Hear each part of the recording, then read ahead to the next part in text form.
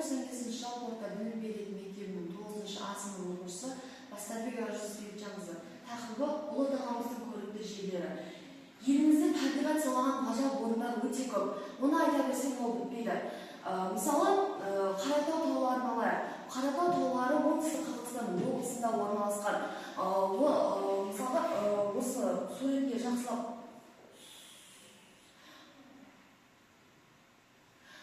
жақсылап қарасақ, ол Наска алқабына қатты ұқсайды. Сол сияқты біздің еліміздің көптеген әдемі көрікті жерлері бар.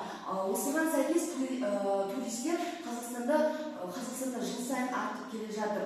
Және де осыған байланысты біз келесі алдыңғы жылдары туристік державаларды қуып жетуіміз әбден мүмкін. Осындай көрікті жерлеріміз туризм даму үшін біз осы Қазақстанның әдемі жерлерін қорғауымыз керек деп ойлаймын.